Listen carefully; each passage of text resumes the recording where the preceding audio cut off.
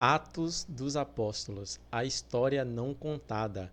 Esse foi o meu trabalho, conclusão de curso da minha pós-graduação em teologia. E eu vou apresentar um pouquinho para vocês aqui. O trabalho ele consiste em analisar o contexto histórico do livro de Atos, buscando compreender o início da religião cristã. Porém, eu cheguei numa conclusão bem diferente da tradição cristã, porque analisando o contexto histórico, eu percebi que o cristianismo não surge ali na Bíblia como religião. Aí você pode dizer, mas está escrito lá em Atos 11:26 que os discípulos de Jesus foram chamados pela primeira vez de cristãos. Então surge na Bíblia sim. Porém, a gente vai avaliar o contexto histórico dessa palavra cristão ali no livro de Atos, saber como funcionava as bases, a praxis, né, a prática dessa religião que foi chamada de cristã. Né? Vamos analisar a seita dos nazarenos, o que seria isso? Será que isso é cristianismo? A gente vai avaliar também um pouquinho da doutrina dos apóstolos. Que doutrina seria essa? A questão também dos gentios, né, dos judeus e dos nazarenos, como acontecia isso, tanto antes de Jesus, quanto durante o ministério de Jesus, quanto depois do ministério de Yeshua. Tá? Vamos também analisar a história de Saulo de Tarso, né, da conversão dele até a sua prisão. Que conversão seria essa? Será que foi uma conversão a uma nova religião? Né? A conclusão que eu cheguei foi bem diferente, foi que ali não existia cristianismo ainda, mas sim uma continuação do judaísmo. É lógico que isso difere da corrente teológica cristã, mas é apenas uma versão histórica aqui do livro de Atos. Se você ficar comigo até o final, a gente vai poder analisar juntos, vai poder estudar juntos essa defesa desse meu trabalho. No finalzinho, a gente vai estudar um pouquinho sobre os sacrifícios que essa igreja dos apóstolos fazia lá no Templo de Jerusalém. E você vai perceber que o livro de Atos dos Apóstolos, sendo analisado historicamente, fica muito diferente e apresenta a tradição. Na introdução do trabalho, a gente conceitua o que seria o termo apóstolo. Apóstolo vem do hebraico shaliach, né, que significa aquele que é enviado. Né? Então, aquele que vai levar o ensino. Yeshua ali reúne seus 12 discípulos principais, né? A eles são nomeados de apóstolos. E você pode verificar aí nas citações que eu coloquei do lado do slide. Né? Então, o livro de Atos eu analiso um pouquinho o final dos evangelhos, né? E o começo do livro de Atos, que mais ou menos faz ali um resumo do que aconteceu ali no final dos evangelhos e início do livro de Atos, né? Dizendo que Yeshua morreu, ressuscitou, estava dando instruções ali para os seus discípulos. E logo no comecinho, os discípulos fazem uma pergunta para Yeshua dizendo o seguinte: olha, és agora que restaurarás o reino a Israel? Eu achei essa pergunta fundamental para a gente entender o contexto histórico. Porque os discípulos, eles não estavam pensando que uma nova religião surgiu ali. Mas eles estavam visando a continuação da profecia. Eles estavam visando a confirmação da profecia. Então eles perguntam: és agora que Israel será livre, que Israel será a luz das nações, que todos os povos subirão para adorar em Jerusalém, que haverá paz no mundo? Essas são profecias do judaísmo, profecias da era messiânica. E você vê que Yeshua ele não rebate essa ideia. Né? Muito pelo contrário, Yeshua fala o seguinte: olha, isso é verdade, porém não convém a vocês saber esse grande dia. Né? Ainda não é agora. Então, essas profecias não são profecias de uma nova religião. Como eu falei para vocês, são profecias que se encontram lá no livro do profeta Isaías, né, no profeta Daniel, no profeta Amós. São profecias que fazem parte do judaísmo. Né? Então, o profeta Isaías, por exemplo, fala desses últimos dias. Né? Como serão esses últimos dias? O profeta fala que de Sião sairá a Torá. Né? Sairá a lei, sairá a instrução. E essa lei sairá para todo mundo. Não que todo mundo vai se converter ao judaísmo, não é isso. Mas todo mundo vai ter essa base moral da Torá. Será regida de alguma forma pelo reino do Messias que surge a partir de Israel. Né? E o Messias ele julgará as nações e haverá a paz mundial. Essa é a profecia do profeta Isaías e isso é judaísmo. Né? O profeta Isaías também ele profetiza que o lobo e a ovelha andarão juntos, né? A criança poderá colocar a mão dentro da casa da cobra ali e não haverá nenhum mal. A vaca e a ursa pastarão juntos. É o retorno ao Éden, né? Toda a terra em paz, em plenitude. Isso são profecias do judaísmo, né? Por enquanto, a gente não achou nenhum indício de rompimento com o judaísmo. Porque a ideia que se tem pela tradição cristã é que após o evento conhecido como a Festa das Semanas, chamado em grego de Pentecoste, há uma ruptura. Né? Existe uma nova religião, existe a religião cristã e existe a religião judaica que ficou para trás, ficou no Velho Testamento e agora é uma nova religião que é a religião de Jesus. Mas nesse trabalho eu defendo que não. Os apóstolos continuaram seguindo o judaísmo de Jesus. E o judaísmo de Jesus é algo novo? Não, eu defendo que o judaísmo de Jesus é o mesmo judaísmo de Moisés.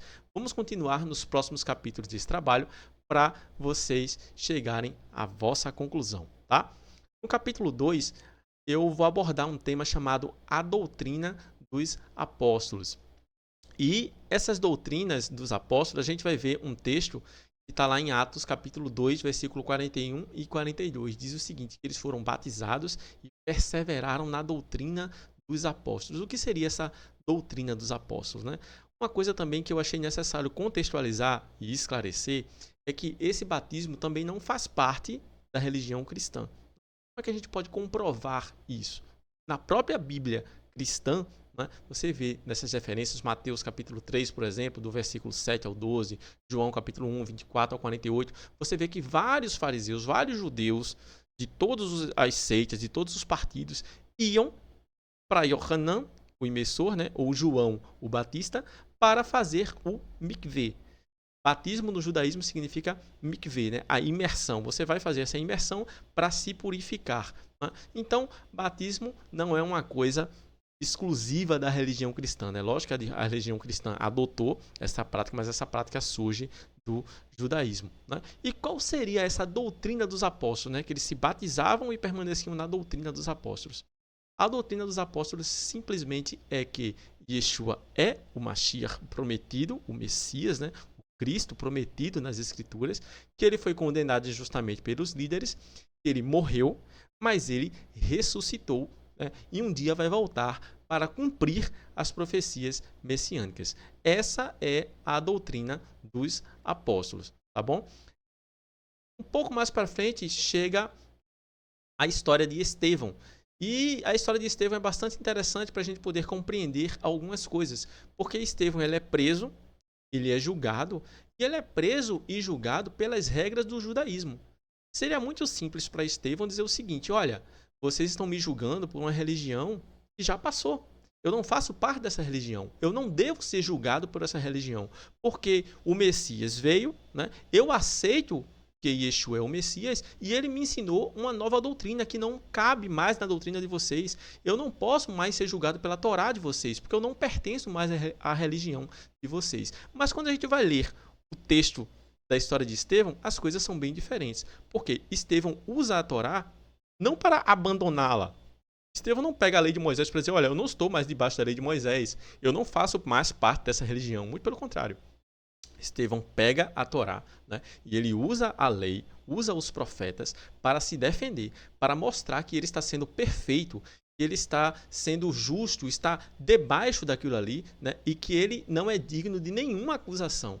Então, Estevão começa a fazer citações, conta uma história belíssima, desde lá de Bereshit, desde o livro de Gênesis, né? E vai contando até o livro dos profetas, né? E chega uma parte que Estevão ele condena, né, os líderes e diz o seguinte, olha, vocês estão aí dizendo que tem zelos pela Torá, né? Eu estou sendo condenado pelo zelo que vocês têm pela Torá, mas a Torá que vocês juram defender, né, vocês não estão cumprindo. Né? Então, a morte de Estevão é uma prova viva de que Estevão estava dentro do judaísmo, porque o judaísmo ele não tem poder sobre religiões de fora do judaísmo. Então, jamais o judaísmo vai poder condenar, por exemplo, um judeu que deixou de seguir o judaísmo e agora está seguindo o budismo, está seguindo qualquer outra religião, o cristianismo. Né? O judaísmo não tem esse poder, nem tem essa intenção. né? Agora, se um judeu ele segue o judaísmo e está fazendo alguma coisa que pode ser interpretada como errada, então a comunidade tem essa obrigação de chegar e exortá-lo. O judaísmo não é uma religião proselitista. Então, essa morte de Estevão é uma prova dessa ideia de que os apóstolos, analisando historicamente falando, né, ainda permaneciam no seio do judaísmo. Lá com um judeu também chamado Apolo, né, um nome grego, também nós vemos um pouco dessa doutrina dos apóstolos, que nada mais é do que Yeshua é o Messias, morreu e ressuscitou, né, e irá voltar para garantir as profecias messiânicas, né? Saulo de Tarso, né, após a sua conversão, que a gente vai se aprofundar um pouquinho no capítulo 8, se eu não me engano, desse trabalho, né? Após a sua conversão, ele também prega exatamente isso. A doutrina de Paulo, né, a doutrina dos apóstolos, é exatamente isso. Yeshua morre injustamente, ressuscita, né, é o Messias, vai voltar, garantindo a ressurreição dos mortos, garantindo o cumprimento de todas as profecias messiânicas, né? Isso você pode ler nas referências que eu coloquei aí do lado, né? Atos 23, 6, 24, 21, Atos 26, versículo 22 e 23, né? Então, com isso a gente conclui que essa é a doutrina dos apóstolos se a gente for analisar numa visão histórica. É lógico que analisando isso numa visão teológica, numa visão cristã, né, você vai dizer que não, que a doutrina dos apóstolos é todo o cristianismo, né, é o rompimento com o judaísmo, né, é o fim da circuncisão, o fim do sábado, né, é o fim da lei de Moisés, né? Mas quando você vai analisar historicamente o livro de Atos, né, a história é totalmente diferente. Por isso que eu coloquei o título, A História Não Contada, né? Com isso, a gente pode ir para o nosso próximo capítulo, falar um pouquinho sobre a questão da igreja. Qual o contexto, qual o sentido dessa palavra igreja? Seria algo que realmente denota uma nova religião? Né? Então, lá no livro de Atos, capítulo 2, versículos 46 e 47, fala que cada dia que se passava, pessoas eram acrescentadas, né? Judeus eram acrescentados à igreja. Você pode pensar, olha, tá vendo aí? Essa igreja aí significa uma nova religião. Só que quando você vai analisar esse termo no grego, igreja no grego é eclésia. E esse termo é correspondente ao termo hebraico kahal. Né? E esse termo kahal, né, esse termo igreja, né, se a gente for traduzir a palavra sempre da mesma forma, ela existe muito antes da festa das semanas, da festa do Pentecostes, né? Muito antes de Yeshua nascer, de Yeshua começar o seu ministério ali nos evangelhos. Essa palavra ela começa desde os dias do patriarca Abraão, por exemplo, né? Do patriarca Abraão, lá em Gênesis 28, 3. Né? Então, o que seria Carralo? Né? Carralo é um conjunto de pessoas, né? Um conjunto de pessoas que estão ali reunidas, né, por algum propósito, ou para fazer um serviço ao Eterno, né, ou porque são um povo, ou porque são uma família. Então, um conjunto de pessoas recebe esse nome de igreja, ou de Kahal. Né? Você pode verificar essa informação nessas referências que eu coloquei para vocês aí embaixo, tá bom? Na igreja de Israel, haviam muitos gentios. Gentios significam aquelas pessoas que não são judeus. Então, desde a época de Moisés, muito antes disso, né, o servo de Abraão, Eliezer, ele não era da descendência de Abraão, ele era damasceno, né? Abraão é o patriarca Abraão, tá? Então, você já vê que existiam pessoas morando junto dos hebreus sem necessariamente precisar ser hebreu, né? E no povo de Israel, nos dias de Moisés, existiam vários gentios que não eram circuncidados, que não faziam parte do povo de Israel, uma questão sanguínea, mas estavam ali compartilhando com o povo de Israel, compartilhando do maná, compartilhando da nuvem, da coluna de fogo, né? Passando pelo Mar Vermelho, né? Vivendo os milagres, sem precisar ser circuncidado, sem precisar seguir ao judaísmo. Então, essa Kahal de Israel, né? Essa igreja de Israel, ela sempre existiu. Né? Com isso, a gente esclarecendo essa questão da igreja, a gente pode entrar no nosso quarto capítulo do trabalho, que é os gentios e os nazarenos. A gente vai estudar um pouquinho sobre essa questão dos gentios na época do livro de Atos, no contexto do livro de Atos dos Apóstolos. O primeiro gentio que a gente vê é o servo etíope. Né? Ele é servo da rainha da Etiópia e ele vai para Jerusalém para servir ao Eterno, para adorar. Primeira coisa que a gente deve observar aqui pelo texto, pelo contexto histórico, é que esse servo etíope, né, ele ainda não conhecia Yeshua, ele não conhecia Jesus, né? E mesmo assim ele tinha uma proximidade com o judaísmo. Conseguem perceber isso? Então, vários gentios já tinham essa proximidade com o judaísmo muito antes de conhecer Yeshua, de saber do ministério de Yeshua, de saber que Yeshua morre e ressuscita, de que Yeshua é Mashiach, né? Muito antes de ter essa crença. Então, por que eu digo que provavelmente esse servo da rainha de Etiópia era um gentio?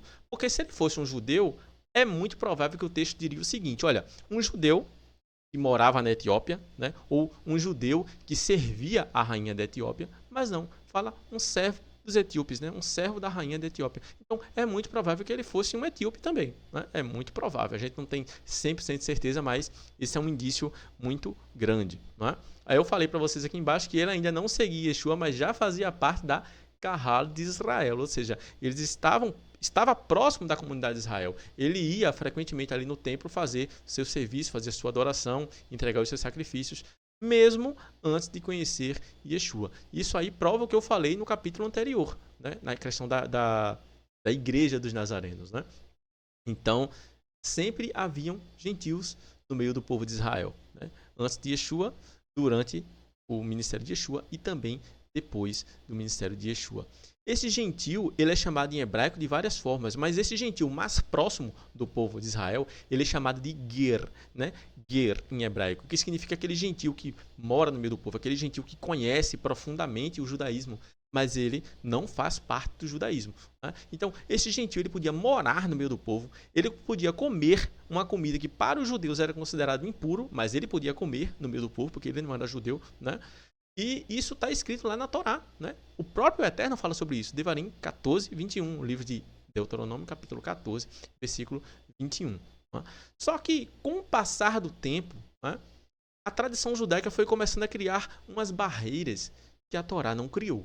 Né? Então, a tradição judaica começou a dizer o seguinte: olha, um gentio não pode comer, né, na mesma casa, né, que um judeu, porque ele vai contaminar aquela casa. Mas quando a gente vai olhar para a Torá, não é isso que o Eterno falou. Muito pelo contrário, o Eterno falou o seguinte: olha, esse animal aqui que morreu por si só, vocês não podem comer porque ele é classificado como não próprio para vocês, né? Ele entra naquela lista de Levítico 11 que o judeu não pode comer. Mas o gentio, o ger, que mora contigo, ele pode comer. Não é pecado ele comer. Então você pode dar essa carne para ele. Você pode vender para um estrangeiro, para um gentio estranho, né? Você pode vender. Mas você não pode comer porque você segue a aliança da circuncisão, a aliança do Sinai, né? E na aliança da circuncisão está escrito o Levítico 11, que descreve exatamente o que o judeu pode comer, né? Jamais um judeu pode comer um animal, mesmo sendo puro, um animal que morreu de causas naturais. Esse animal que morre de causas naturais, ele se torna impuro, né? Da mesma forma que um porco é abatido, né? Porco abatido de uma forma correta é impuro, né? Não existe puro, meio puro e impuro, só existe puro e impuro. Então, um porco abatido da forma correta é tão impuro quanto um boi que morreu de uma forma natural é impuro também, né? Só que essa tradição judaica, como eu falei para vocês, ela foi inovando, né? E criou algumas regras que distanciou o judeu do gentio, coisa que a Torá não fez. E Kefa, né, o apóstolo Kefa, ou Cefas, né, como alguns podem chamar, mas o C, né, na língua original ele tem esse som de Q mesmo, né, nunca som de S, sempre som de Q mesmo, então é Kefa, né, ou Pedro, né, o Shimon Kefa, né, ele demonstra que seguia essa tradição. Ele fala: olha, vocês sabem que não é lícito a um homem judeu, né, ir para a casa de um homem gentil, né? Isso não está escrito na Torá. Muito pelo contrário, né? O gentio ele podia morar no meio do povo. Tá? Então, isso é fundamental para a gente conseguir entender esse contexto. Então, para Kefa se livrar dessa tradição nova que surgiu no povo de Israel depois, né? Com a visão de proteger o povo, mas terminou acrescentando coisas a mais na Torá, que não foi a intenção do Eterno, e terminou até contradizendo a Torá. Né?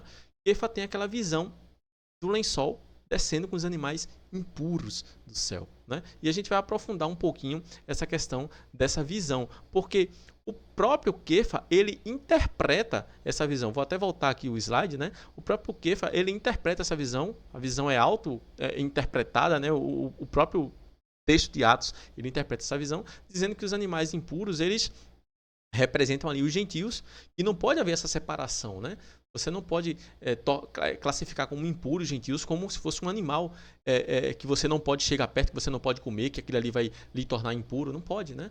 Então, Kefa tem essa visão, vai na casa de Cornélio, né? E aceita, abraça ali a família de Cornélio, né? Cornélio é revestido pelo poder de Deus, segundo o texto, batizado com o Espírito Santo, ou no Espírito Santo, né? E ele é imergido nesse poder do Eterno, né? E Kefa diz o seguinte: olha, como é que eu vou negar o batismo em água a esses homens que receberam o mesmo poder que nós recebemos, né? Agora eu sei que o Eterno não faz acepção de pessoas, e o Eterno nunca fez, né? A Torá é a prova viva disso, né? Devarim 14, 21, né? Êxodo 12, 48, provando que os gentios sempre estavam no meio do povo de Israel, sem precisar ser circuncidado, sem precisar ser judeu, sem precisar comer kasher, né? Comer alimentos puros, seguir a dieta de Levítico 11, já estava no meio do povo. Então, Kefa, com essa visão, conseguiu compreender essa visão, né? E a gente vai aprofundar um pouquinho mais nessa questão dos gentios no meio do povo, né? Caleb, por exemplo, o Caleb, né, um dos 12 espias, né? A gente está até estudando nessa paraxá de hoje sobre os espias, né? Estudou. Então, Caleb, amigo lá de Josué e Yehoshua, né? Ele era filho de um gentil, né? Então, você pode verificar que, como ele era filho de um gentil, ele era considerado um gentil. Provavelmente ele fez a conversão ao judaísmo, né? Fez a sua circuncisão e ele virou um dos príncipes de Judá. Urias, né? Urias, um dos principais do exército de Davi, casou com Batseba, né? Batseba, né? Está traduzido para você, e fazia parte do exército de Israel, mesmo sendo gentil. Obed-Edom, né? Esse homem era um filisteu e ele foi o responsável por guardar a arca da aliança. A arca ficou na casa dele ali, e foi da casa dele que Davi foi lá, né, buscar essa arca para levar para Jerusalém, e a família dele foi toda abençoada por causa da arca que estava ali. Ou seja, um gentil de um povo considerado inimigo de Israel, mas morava dentro de Israel, servia ao Eterno, era amigo do povo de Israel, né? Itai, né? Itai, além de ser filisteu, também era comandante do exército de Davi. Então, observe como é a proximidade dos gentios dos dias de Israel, dos reinos de Israel, né? Então, não existia essa divisão, não existia essa não é lícito para um gentio, né, um judeu se aproximar do gentio. Isso não existia. Isso foi uma tradição posterior criada. E isso aqui não é teologia, isso aqui é história, né? Isso aqui eu estou falando para vocês a versão histórica da coisa, né? Posteriormente vem uma tradição que criou essa separação, essa barreira de separação, esse muro, né? Mas pela Torá, na mente do Eterno, né, e na vivência dos profetas e dos santos de Israel, isso nunca deveria ter acontecido, né? É como eu falei para vocês aí, o próprio texto ele interpreta a visão que Kefa teve, né, lá em Atos capítulo 10, versículo 28. Então, essa interpretação nada faz alusão à alimentação dos gentios, né? Dizer que depois dessa visão significa que agora Kefa pode comer de tudo, né? Os judeus podem comer de tudo. Não. O próprio texto ele interpreta, né, a visão, né? E a gente sabe que os gentios eles podiam comer de tudo, exceto o sangue, né? Mas os judeus não. Os judeus têm a dieta específica de alimentação. E a questão dos gentios, você vê que a gente vai estudar um pouquinho sobre essas duas alianças para vocês entenderem essa alimentação dos gentios, né? E o Eterno, como é que ele vai trabalhando essa questão das alianças. Quando o Eterno institui uma nova aliança, ele não anula a aliança anterior, ele não cancela a aliança anterior, né? Quando o Eterno cria uma aliança e cria uma nova aliança, essas duas elas convivem em paralelo, e a gente vai citar agora no capítulo 5 um pouquinho sobre essas duas alianças, né? Então, a primeira aliança que o Eterno cria com a humanidade, eu até gravei um vídeo sobre isso, está aqui no canal, né? A aliança entre o Eterno e a humanidade, entre o Eterno e o homem. Depois eu posso até colocar na descrição aqui do vídeo, se vocês se interessarem para assistir esse estudo, que é só sobre essas duas alianças, né? Aqui nesse capítulo 5, vou fazer um resumo desse estudo. Então, o Eterno, a primeira aliança que o Eterno institui com a humanidade é com Adão, né? E vai passando de pai para filho, né? Shet, Enos, né? Vai sendo passado. E essa aliança tem seu ápice com Noar. Porque com o patriarca Noé, como está traduzido na sua Bíblia, Noar, os homens recebem uma instrução a mais. Uma possibilidade a mais, uma liberdade a mais do que tinha na época de Adão.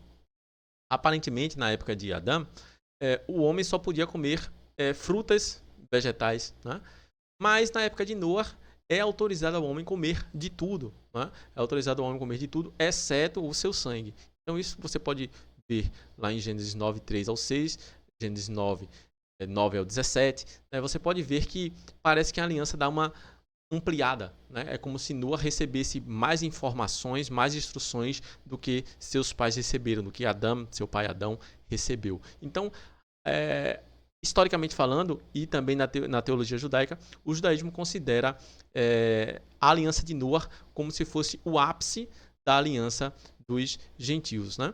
Então, como eu falei para vocês, a alimentação de Adão era diferente da alimentação de Noa. Noa recebe uma maior instrução, uma maior liberdade, tem um conhecimento maior, né? Em relação ao eterno, em relação à vivência com o eterno. E dentre os gentios, o eterno chama Avram, né? Que na sua Bíblia está traduzido como Abrão, né? Ou que vai se transformar em Abraham ou Abraão. Então, o eterno ele não anula a aliança com os gentios, né? Dentro dos gentios, o eterno chama Abraham para fazer uma nova aliança, que é a aliança da circuncisão. Bom, então, depois de Abraham, a aliança com os gentios está anulada, né? Ela permanece, né? Como eu falei para vocês, o judaísmo ele não é proselitista, né? Não é função de Abraham converter todo mundo à circuncisão, não. Ele vai manter aquela aliança ali para ele e para os seus descendentes. É muito importante esclarecer a vocês aqui que ser proselitista é diferente, né, de ter leis sobre o território judaico. Então, no território judaico, todos os gentios que estivessem ali no território judaico tinham que submeter a algumas leis que eram exclusivas, né, do povo judeu e no território judaico. Exemplo, o Shabat. Né? No sábado, no território judaico, todo mundo deveria descansar. Nem os animais poderiam trabalhar. Então, o gentio também não podia trabalhar no sábado em Israel. Ah, mas se fosse fora de Israel, o gentio podia? Podia. Se quisesse, podia. Né? Não estaria cometendo nenhum pecado. Ah, e um judeu fora de Israel, ele pode trabalhar? Não pode. Por quê? Porque ele faz parte da aliança da circuncisão. Ele carrega a aliança com ele onde ele estiver. Mas na Terra Santa, o peso é maior ainda. Né? Então, o judaísmo não ser proselitista não significa que a gente não pode confundir com as leis que existiam no território judaico. Porque pode ter pessoas que vai dizer o seguinte, não, na época dos profetas, na época de Moisés, todo mundo tinha que guardar o sábado. E não é bem assim, né? Existiam os povos das outras nações, santos de outras nações, profetas de outras nações, que não precisavam guardar Shabat como obrigação, como se um pecado fosse e não fizesse. Mas todos esses gentios que estivessem dentro de Israel precisavam guardar o Shabat. Né? Existem 3 profetas na Bíblia hebraica que eles escreveram integralmente para gentios. Né? O profeta Ioná, o profeta Jonas, o profeta Aum, né? E o profeta Obadia, né? Obadias, eles escreveram integralmente para gentios. Tanto o profeta Jonas quanto o profeta Naum escreveram para o povo de Nínive, né? Que não guardava Shabat, que não fazia circuncisão. Quanto para Obadias escreveu para o povo de Edom, que também não guardava Shabat, né? Não precisava comer kasher, Levítico 11. Tá? E você vê que quando esses profetas escrevem para esses gentios, eles não cobram deles que eles guardem o Shabat, né? Que eles, a partir de hoje, guardem o sábado, que comam a comida pura, que guardem a lei de Moisés. Não, não é isso que os profetas falam. Os profetas cobram dos gentios aquela aliança que foi estabelecida com Noa. Né? Cobra para que eles não se prostituam, para que eles não sejam idólatras, para que eles não sejam homicidas, né? Para que eles sejam justos. Ou seja, as leis universais que foram dadas a Noa. Na teologia judaica são chamadas de 7 leis de Noa. Né? Talvez tenham mais de 7 aí, mas são variações desses 7 princípios de Noa. Tá bom? A aliança de Noa, como eu falei para vocês anteriormente, é entendida como o ápice da aliança dos gentios. Por quê? Porque depois de Noa não se teve nenhum mandamento novo para os gentios, né? Tendo Noa como o maior mandamentos, a maior quantidade de mandamentos desde que o Eterno criou a humanidade. Né? Então, existiam conversões ao judaísmo, né? Existiam sim, né? Existiam sim, mas essa conversão não era para ser salvo, não era para a única forma de servir ao Eterno. Né? Essa conversão ao judaísmo, ela se dava para uma maior santificação. Né? A pessoa ela queria fazer parte de um pacto mais estreito, né? Queria fazer parte do povo de Israel, né? Queria ter o legado de Israel, então ele podia fazer essa conversão. Embora o judaísmo não seja proselitista, né? Ele também não é exclusivista, né? A pessoa pode se chegar se quiser, inclusive deve, né? Deve ser aceito a pessoa que quer se chegar de livre e espontânea vontade. A gente não pode chegar e querer que essa pessoa venha para o judaísmo, né? Mas se a pessoa quer de livre e espontânea vontade chegar para o judaísmo, né? A Torá diz que a gente deve aceitar, deve abraçar e ele vai ser tratado como um natural do povo, né? Aí eu falei para vocês aqui sobre a questão de níveis de santidade, né? Aí você pode dizer, mas existe isso na Bíblia, esses níveis de santidade? Existe, né? O sacerdote, ele pode fazer algumas coisas, né? Deles é exigido mais coisas. Depois dos judeus que fizeram voto, depois do judeu comum, depois do gentil que está próximo de Israel em território santo, depois do gentil que não está em território santo, mas também serve ao Eterno, né? E vai tendo essas camadas de santidade. E Saulo de Tarso fala um pouquinho sobre esses níveis, essas camadas de santidade, né?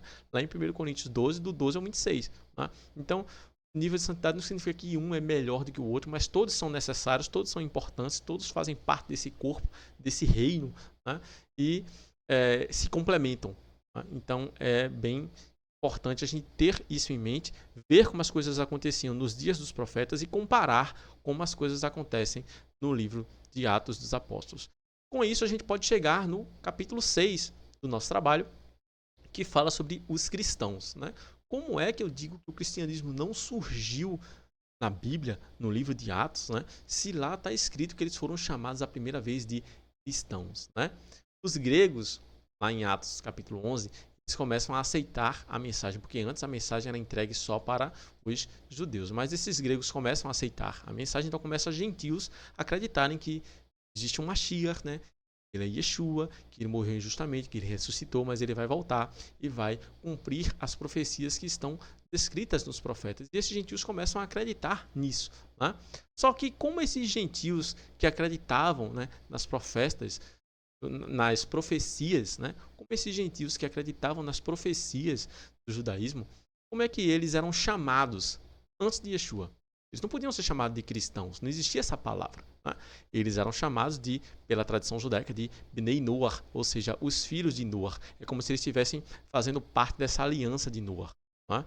É a aliança que abrange toda a humanidade, aquela humanidade que quer servir ao Eterno. Né? E a gente pode ver Bnei Noach, né? O Melquisedeque, por exemplo, o rei de Salém, ele era servo do Eterno, ele não era circuncidado, não era filho de Abraão, né? E era servo do Eterno, né? Sacerdote de Deus Altíssimo, né? Não só rei, como também sacerdote. O profeta Bilam, né? O profeta Balaão, aí você pode dizer, não, o profeta Bilam era um feiticeiro. Que feiticeiro é esse que fala com o Eterno face a face, né? Você conhece algum? Né? Então, só pelo fato histórico, já é um pouco contraditório achar que Bilam era um feiticeiro. Ah, não, mas ele recebia para fazer aquilo. No contexto histórico, os profetas recebiam, né?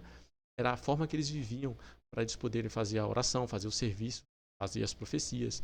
Né? Isso era comum. Né? A tradição judaica fala que o profeta Bilam era profeta para os gentios, tão poderoso assim como Moisés, né? Era profeta para os judeus. Né? Então, esses homens eles eram profetas, falavam com o Eterno face a face, o que Balaão dizia se cumpria, porque era da parte do Eterno. Né? Profeta poderoso, profeta fiel. Depois, no final da sua vida, se corrompeu ali, como vários homens se corrompem, né? Mas eles não precisavam ser judeus para ter esse poder, para ter esse grau de intimidade com o Eterno. É isso que a gente quer abordar aqui nesse trecho. Né? E em Antioquia eles foram chamados pelos gregos de cristãos. Né? Então, cristãos é o nome que os gregos dão a esses Bnei Noach, né? A esses gentios que se achegam à comunidade judaica, né, dos discípulos de Yeshua, e eles dão esse nome de cristãos. Por quê? Porque eles estão pregando o Cristo. Cristo é grego, mas em hebraico é Mashiach, né? Messias. Né? Então, como eles estão pregando, como eles são discípulos do Messias, né? Então chamaram de cristãos, já que eles são gregos. Né? Só que esses gentios que foram chamados de cristãos, esses gentios que estavam próximos da comunidade de Israel, né? Com o passar do tempo, eles foram se distanciando ao longo da história. Né? Foram vindo novas filosofias, novas formas de pensar, e essa separação do judaísmo foi ficando cada dia maior, né? Ao ponto de haver uma ruptura total. Né? Eu defendo, talvez no próximo trabalho, que essa ruptura total ocorreu com a morte dos apóstolos, porque aí você já vê uma coisa bem próxima do cristianismo de hoje, do que se tem. Né? Quando os apóstolos se morrem, começa a ter documentos que são rompem total com o judaísmo. Não é? Em Israel, na terra de Israel, esses discípulos de Yeshua, né, os discípulos de Jesus, não eram chamados de cristãos, né? Eles eram chamados de nazarenos. Por quê? Nazareno do hebraico netzarim, né? Significa os discípulos do rabino de Nazaré, do homem de Nazaré, então chamavam eles de nazarenos. Eles não podiam chamar eles de messiânicos, né, de alguma coisa a ver com Mashiach, porque eles estariam atestando que realmente Yeshua era o Mashiach, e eles não queriam atestar isso, eles não acreditavam nisso. Então eles diziam que era o quê? Os nazarenos, os discípulos do rabino, do mestre de Nazaré.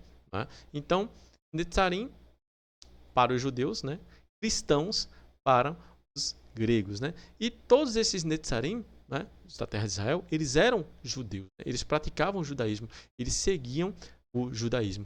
E os gentios congregavam junto com esses nazarenos, o que era perfeitamente normal. Existiam os gentios também que congregavam, gentios que faziam parte das sinagogas de judeus que não acreditavam em Jesus. Né? Então, a gente vai ver lá na frente, principalmente com Saulo de Tarso, vários gentios que faziam parte da sinagoga, né, de judeus que não conheciam ainda a Jesus de Nazaré.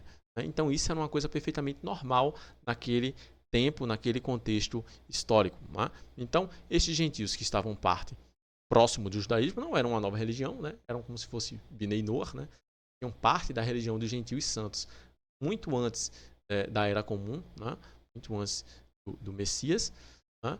E depois da Era Comum, a história permanece, mas eles recebem um novo nome pelos gregos, que é o nome de cristãos. Ainda não pode ser entendido como uma nova religião, porque a prática deles ainda permanece a mesma.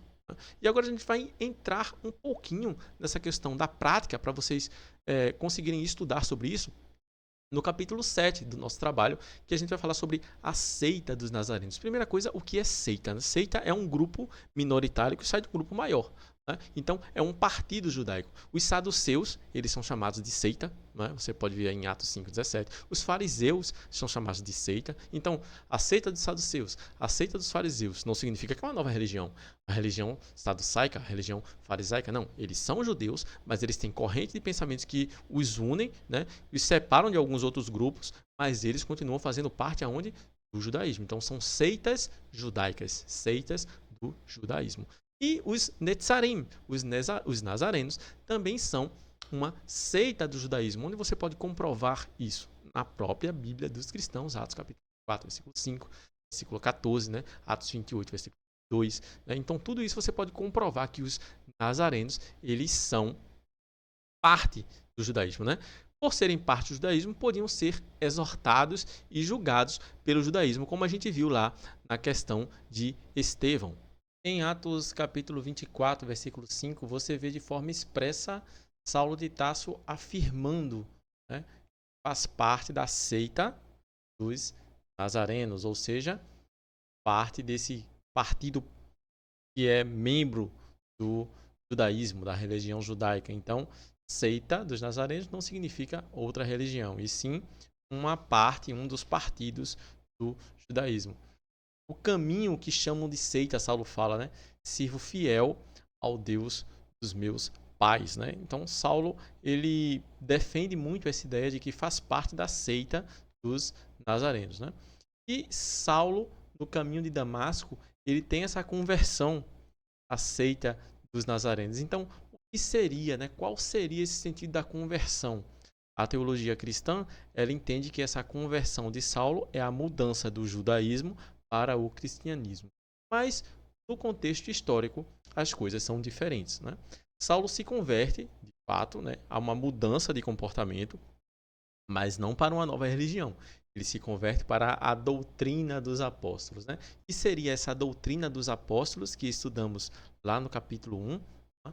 Essa doutrina seria a crença de que Yeshua, Jesus, é o Messias prometido, morreu injustamente, ressuscitou e retornará para o cumprimento das demais profecias. Então, esse pensamento de Saulo mudou, porque antes ele não acreditava que Yeshua era o Mashiach. Pensava que Yeshua era um impostor, que os discípulos de Yeshua estavam enganados, estavam professando falso Mashiach. Mas, nesse caminho de Damasco, ele realmente muda de ideia. Ele começa a acreditar que Yeshua é Mashiach.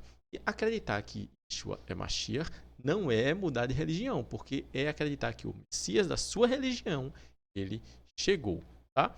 Observe que Saulo, quando ele entra na seita dos nazarenos, ele não precisa receber instruções. Olha, a partir de hoje, né, nós acreditamos de tal forma, a partir de hoje nós fazemos o serviço dessa forma, né, nossa forma de culto é essa. Não existe essa instrução para Saulo, porque parte da mesma religião que Saulo já vinha seguindo.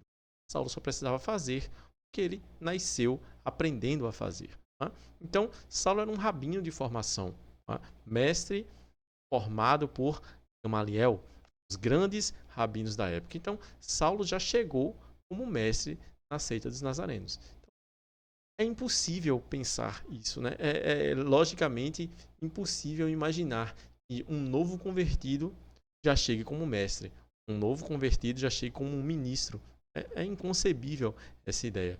Mas se você for analisar no contexto histórico, é perfeitamente possível aceitar Saulo como já era mestre dentro do judaísmo, não precisava aprender uma doutrina nova, só era aplicar a doutrina que ele aprendeu com o próprio Gamaliel. Né? E Saulo viajava e ensinava inicialmente apenas para os judeus e dentro das sinagogas. Sinagogas essas de judeus que não conheciam a Yeshua ou que não estavam em Yeshua. Né? E Saulo estava lá, dentro da sinagoga, fazendo o serviço judaico. Pode conferir aí essa referência que eu coloquei para vocês em Atos 9, 22, 11, 19, etc. Saulo permanecia no judaísmo ensinando aos que não conheciam sobre Yeshua. Né? Saulo também ele circuncida Timóteo. Isso muito tempo depois da sua conversão no caminho de Damasco. Né? Então, se você disser que isso aqui é uma nova religião, que isso aqui é cristianismo, então a gente vai ter um cristianismo muito diferente da religião cristã do início do segundo século, por exemplo, ou do final do primeiro século, porque no cristianismo, na religião cristã, não se tem circuncisão, tá? Principalmente circuncisão de gentios, porque Timóteo era filho de grego, então Timóteo era gentil, mas Saulo faz a circuncisão, Timóteo faz a conversão de Timóteo ao judaísmo. E o texto de Atos 17, do 1 ao 3, por exemplo, comprova que Saulo permanecia com seu costume sinagogal. Mais um reforço, mais uma ratificação aqui do pensamento desse artigo científico, onde fundamenta, constrói que Saulo permanece no judaísmo, que os apóstolos permanecem no judaísmo e que o cristianismo entra como religião, né, depois da morte dos apóstolos, depois quando os gentios começam a se desviar do caminho dos apóstolos ali, do caminho inicial que os apóstolos ensinavam e acreditavam. Né? Lá no livro de Atos, capítulo 18, verso 18, vemos Saulo fazendo um ritual, um voto, que é muito específico da Torá. Né? Nós não podemos afirmar com 100% de certeza que Saulo fez o voto de Nazir, né? Porque o texto é vago, mas é muito provável que, se foi um voto referente à Bíblia hebraica, referente à religião que ele professava, foi o voto de Nazir ou Nazireado, como está traduzido na sua Bíblia, que se encontra lá em Números 6. Né? Agora, existe um texto em que não há dúvida nenhuma de que a Igreja dos Apóstolos fazia o voto de Nazir. Imagine hoje em dia uma igreja cristã oferecendo o voto de Nazir. É fora do contexto total. Né? O cristianismo é outra religião, mas isso faz parte da religião judaica, faz parte da doutrina dos nazarenos. Você vai ler em Atos 21, do 20 ao 25, por exemplo, que esses 4 jovens eles já tinham feito o voto. Sem saber que Saulo ia chegar, sem saber que ia dar aquela confusão, eles já tinham feito o voto por uma decisão pessoal. Então Tiago aproveitou, né, Jacob, ele aproveitou que Saulo tinha chegado em Jerusalém, aproveitou que estava toda aquela confusão e disse o seguinte: olha, como é que a gente vai resolver essa calúnia que inventaram contra Saulo? Então, se o texto for verdadeiro, baseado nesse texto, tanto os apóstolos acreditaram que Saulo estava sofrendo uma calúnia, quanto o próprio Saulo afirmou isso com a sua própria boca. Né? Então, Saulo ele pagou os gastos para aqueles jovens fazer o voto de Nazir, e isso foi a prova dos apóstolos que Saulo não saiu do judaísmo, de que Saulo não ensinou que o judaísmo tinha acabado, que Saulo não ensinou que os judeus não precisavam mais circuncidar os seus filhos, né? Isso já dá um alerta para a gente. Opa, então quer dizer que está escrito lá na carta aos Gálatas. Então, não é que a Torá acabou, não é que é um novo tempo, não é que a lei não é mais para ser vivida nem seguida pelos judeus. Né? Então, foi justamente essa calúnia, né, que inventaram contra Saulo e Saulo se defendeu dela. Lembrando que esse espaço aqui, de Atos capítulo 21, versículo 24, foi escrito muito tempo depois de Saulo escrever sua carta aos Gálatas. Aqui foi quase no final da vida de Saulo. Né? Aqui Saulo foi preso, né, e o livro termina. A tradição fala que depois Saulo foi solto por um curto período, depois foi preso novamente e teve o seu martírio. Né? Então, esses jovens que fizeram o voto de Nazir, né, lá em Números 6, versículos 11, 12, 14, 16, 21, vai mostrar exatamente os tipos de sacrifícios que eram oferecidos para o voto do Nazireu. Tá? E esses jovens aqui, todos eles criam em Yeshua como Mashiach, mas permaneciam seguindo seu judaísmo de forma normal. Então, até o ano 70 depois da Era Comum, os sacrifícios eles eram oferecidos no templo pelos discípulos de Yeshua, eram também oferecidos por aqueles que não eram discípulos de Yeshua, que eram judeus, eram oferecidos por gentios que eram discípulos de Yeshua, eram oferecidos por gentios que também não eram discípulos de Yeshua. O templo estava em pleno funcionamento. E os apóstolos ofereciam seus sacrifícios e a igreja dos apóstolos também ofereciam os seus sacrifícios. Quando Saulo estava dentro do templo, né, provando que ele era fiel à Torá, fiel ao judaísmo, fiel à religião de seus pais, vieram mais calúnias contra ele, né, e ele foi preso. Quando Saulo foi preso, Saulo se defende, né, dizendo que continua fiel ao judaísmo, né, continua fiel à aliança da circuncisão. Né, e Saulo afirma que só está sendo julgado porque acredita que Deus tem o poder de ressuscitar Yeshua dentre os mortos. Né? E aí causou uma divisão entre fariseus e saduceus. Né? Saulo provou que estava sendo preso por uma crença que era comum no judaísmo. Né? Você pode conferir das referências que eu coloquei para vocês. Né? E Saulo prova a sua inocência tanto perante a Torá, a lei dos judeus, da qual ele fazia parte, quanto para as leis do Império Romano. Então, Saulo não deveria estar preso, né? Mas por questões políticas foi mantido preso todo aquele tempo e o livro de Atos termina com a prisão de Saulo, né? Mas Saulo vai para Roma ainda, né? Pede uma audiência com o imperador e lá em Roma, né?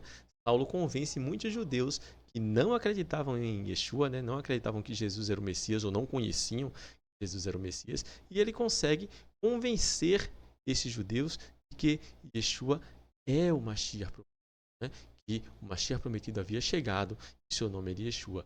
Ele morreu, ressuscitou, né? E iria voltar para cumprir as profecias. Então, qual a consideração final desse trabalho? Né? A gente aprendeu que a doutrina dos apóstolos não é uma doutrina nova, é simplesmente dizer que o Messias é Yeshua, que ele morreu injustamente, ressuscitou, né? É o Messias e irá voltar para cumprir o restante das profecias. Nós aprendemos que o sentido de igreja não é um sentido novo, vem lá do livro de Bereshit, lá do primeiro livro da Torá de Moisés, que em hebraico se chama Kahal. Mesmo termo traduzido, Kahal ou Kehilá, que são variações, né, que para o grego fica eclésia, que foi aquele termo que foi traduzido para igreja. Nós vimos também que existiam gentios entre os nazarenos, né, e que esses gentios eles faziam parte do povo de Israel, desde a formação do povo de Israel, desde os dias de Abraão. Já existiam gentios. Nós estudamos também sobre as duas alianças, que uma aliança não anula a outra. A aliança da circuncisão não anula a aliança com os gentios. Ambas andam paralelas, duas formas de servir ao Eterno. Né? Nós vimos que esses gentios que serviam ao Eterno foram chamados pelos gregos de cristãos, mas não no sentido de uma nova religião, né? Apenas um nome, um neologismo que eles criaram ali para identificar aquele grupo. Mas esses grupos, esse grupo, né? Ele era conhecido dentro de Israel como os nazarenos, a seita dos nazarenos. Né?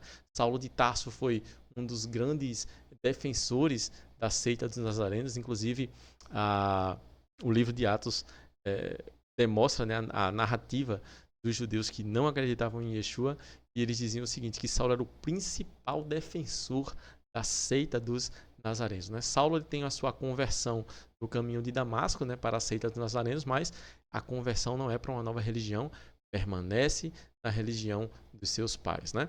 E uma coisa interessante que vocês devem ter percebido que o prestígio de Saulo permanecia alto entre os judeus descrentes, ao ponto de os judeus convidarem Saulo para fazer a prédica, para trazer a mensagem numa sinagoga que não acreditava em Yeshua. Então, observe, trazer alguém, né, para ministrar na sua igreja, na sua religião, se essa pessoa não é da sua religião, se essa pessoa não tem nenhuma ligação com a sua religião.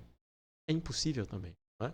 Não faz lógica isso. Mas entendendo que Saulo fazia parte do judaísmo e estava fazendo parte de uma seita do judaísmo, é perfeitamente possível querer entender quais são os motivos que fizeram Saulo aderir às ideias dos nazarenos. Né?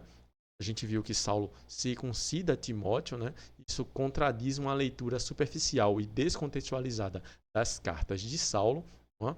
E a gente vê que Saulo oferecia sacrifícios, inclusive para perdão de pecados, conforme está escrito lá em Números 6, Atos 21, do 20 ao 25. Né? A gente viu que Saulo ele oferece, paga os votos para os jovens fazerem sacrifícios ali, Nazir, né? E toda a defesa de Saulo, né, vai em cima de que ele é fiel à Torá, de que ele não quebrou nenhum mandamento, e ele pede para os acusadores dele mostrar qual mandamento ele estava quebrando. Né? Então, não sai da boca dos acusadores de Saulo de que ele está profanando nossa religião porque ele afirma tal doutrina que não é nossa doutrina, né? Ele afirma tal crença, ele acredita em tal fé e essa fé não faz parte da nossa religião. Não existe esse tipo de acusação. A acusação aqui gira em torno de Yeshua. Yeshua é o Messias ou não é o Messias? Por acreditar que Yeshua é o Messias, Saulo foi perseguido, os apóstolos foram perseguidos. Essa é a divergência. E hoje, o judaísmo dos nazarenos diverge do judaísmo dos chamados ortodoxos, né, o judaísmo rabínico, justamente por causa disso. Vocês acreditam que Yeshua é o Messias, por causa disso, vocês são heréticos, né? Vocês são traidores, né, do nosso povo. Então, essa é a grande confusão que existe desde os dias dos apóstolos até os dias de hoje. E você, o que achou desse vídeo? Se você achou interessante, você pode compartilhar essa informação, pode se inscrever no canal, isso ajuda bastante, tá? Pode dar o seu like. Se algo não ficou claro, deixe sua dúvida aqui nos comentários. Se você acredita que eu errei em algum ponto também, deixe aqui nos comentários, tá? E esse artigo está lá no meu site, googles.com/view/neldjan. Você pode ler esse artigo com paginação, da forma como eu defendi lá na faculdade. Até o próximo vídeo. O Eterno seja conosco sempre.